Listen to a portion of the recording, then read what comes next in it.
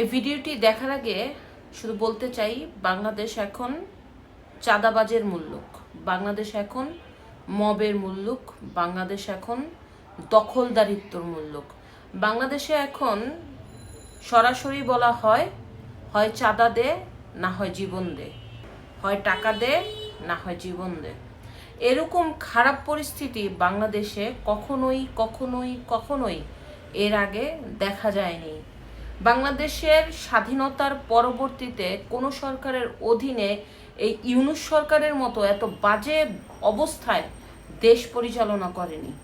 এই ইউনূস সরকার দেশটার এতটাই অবনতি করেছে, দেশের সাধারণ মানুষের এতটাই ক্ষতি করেছে যা বলে বোঝানো সম্ভব না। শুধুমাত্র এই ইউনূস সরকারের পতনের পরেই অন্য সরকার বের করতে পারবে এই ইউনূস সরকারের অধীনে বাংলাদেশ কতটা ক্ষতিগ্রস্ত, বাংলাদেশের মানুষ কতটা খারাপ ছিল। তো এখন আসি ভিডিওটির ঘটনা। যে ভিডিওটা দেখেছেন সেটা হচ্ছে চট্টগ্রামের হাটহাজারীর ঘটনা। এখানে একজনের ব্যবসায়ীর বাসায় কিছু দুর্বৃত্তরা এলোপাতারি গুলি করে। এই ব্যবসায়ীর নাম্বারে বিদেশি একটা আননোন নাম্বারে ফোন দিয়ে চাঁদা চাওয়া হয়। ব্যবসায়ী চাঁদা দিতে রাজি না হয় তার বাসায় গিয়ে এই গুলির ঘটনা ঘটে। দেখতেই পাচ্ছেন যে এখানে 6 জনের লোকের মধ্যে প্রায় 3 থেকে 4 জনের হাতেই হচ্ছে অস্ত্র এবং তাদের গ্লাস ভেঙে চুরমার করে দিয়েছে। এই যদি হয় পুরো বাংলাদেশের অবস্থান, তাহলে আসলে মানুষের নিরাপত্তাটা কোথায়? এই পুলিশ, এখন চট্টগ্রামের পুলিশ সুপার বলেছে যে এখনো এই ঘটনার কোনো মামলা করা হয়নি, তারা তদন্ত করছে এবং ব্যবসায়ী জানাইছে যে আমি চাঁদা দিতে রাজি না হয় আজকে আমার বাড়িতে এত বড় দুর্ঘটনা ঘটে গেছে। যদি বাড়িতে কেউ অবস্থান করত তাহলে কিন্তু এই বাড়িতে আজকে হতাহতের ঘটনা ঘটতো। পুলিশ এখনো মামলা নেয়নি, কারণ কেউ এখনো মামলা করেনি। তো ব্যাপারটা এত খারাপ হয়েছে যে আমি জুলুমের শিকার, আমি বিভিন্ন ভয়ের কারণে মামলা করতে পারছি না, পুলিশ মামলা নিবে না। তো এই ঘটনাটি ঘটাচ্ছে কারা? মুখোশ পরে বিভিন্ন অন্তরালে প্রকাশ্যে গুলি করছে, হত্যা করছে, পাথর দিয়ে মারছে, তারপরে ব্যবসায়ীদের জায়গায় যে বিভিন্ন ধরনের ভয়ভীতি দেখাচ্ছে, হুমকি দেখাচ্ছে। এগুলি কোনো না কোনো দলের তো নেতাকর্মীরা করছে। শুধু এক দলের নেতাকর্মীকে কিন্তু দোষারোপ করা যাবে না। বাংলাদেশের এখন যারা ক্ষমতায় আছে প্রত্যেকটা দলের লোক এই বাংলাদেশটাকে শেষ করে দিচ্ছে। বলবে যে বিএনপি ঘটাচ্ছে, আসলে বিএনপি তো শুধুমাত্র নাম। বিএনপির নামের বাহিরে এই ঘটনাগুলি কিন্তু এনসিপিতে থাকা নেতৃবৃন্দ ঘটাচ্ছে, জামাতের কিছু লোক ঘটাচ্ছে, সমন্বয়করা ঘটাচ্ছে এবং অন্য দলের লোকেরাও কিন্তু এই ঘটনা ঘটাচ্ছে, কিন্তু নাম এসে পড়ছে সব বিএনপির কাঁধে। এই যে বাংলাদেশের এতটা খারাপ পরিস্থিতি, এর দায়ভারটা কে নিবে অ্যাকচুয়ালি বলেন তো? আজকে কেউ যদি জানে যে আমার ঘরে টাকা আছে, আমাকে হত্যা করে টাকা নিয়ে যাবে, রাস্তা দিয়ে ব্যাংকে থেকে যদি কেউ জানে 10 লাখ টাকা নিয়ে বের হয়েছে, ওকে ধরে নিয়ে যাবে। কোনো মতের দ্বিমত হলে তার এগেনস্টে মব করা হয়। এরপরে যদি আপনার মতের সাথে না মিলে, এখন যারা ক্ষমতায় আছে তাদের মতের সাথে না মিললে তাদেরকে আওয়ামী লীগের ট্যাগ দিয়ে যাচ্ছে তাই হ্যাস্তন্যস্ত করা হয়।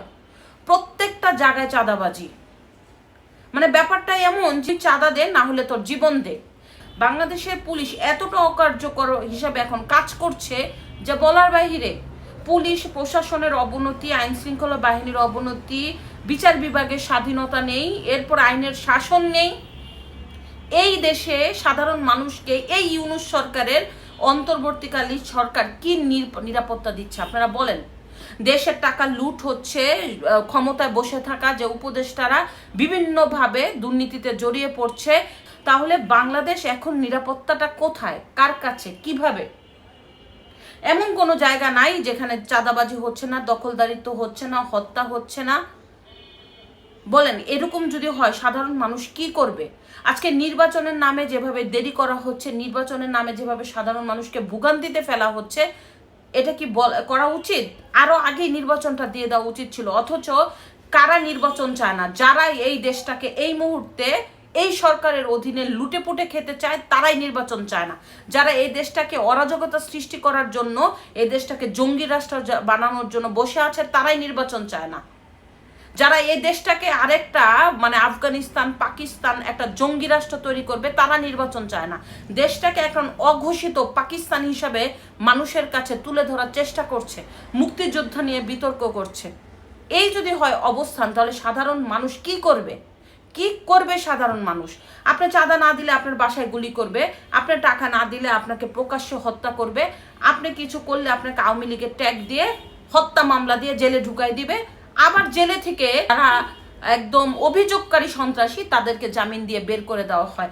প্রথমে শেখ হাসিনা যাওয়ার পরে এক লাগারে যেভাবে জঙ্গিদের জামিন দিয়ে দেওয়া হয়েছে, এই জঙ্গিরা এখন বাংলাদেশে অবস্থা করছে।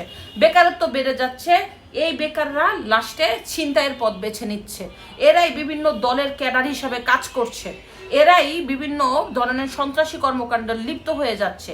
শুধুমাত্র ইউনূসের এই মানে গ্রামীণ প্রতিষ্ঠান ছাড়া বাংলাদেশের সবগুলি প্রতিষ্ঠান আজকে খারাপ অবস্থান, বলার কেউ নাই।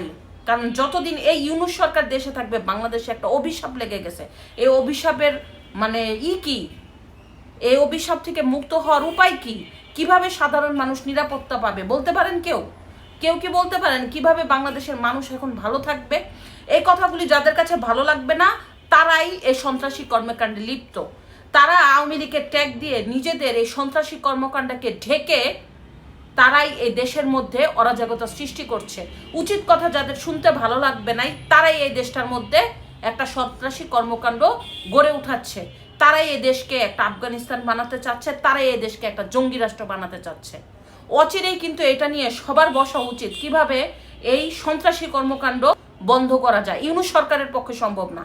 দলমত নির্বিশেষে সব দলের মানুষ, সব ধর্মের মানুষ একত্র হয়ে এই সন্ত্রাসের বিরুদ্ধে লড়তে হবে, অন্যথায় বাংলাদেশের অবস্থা খারাপ। ধন্যবাদ।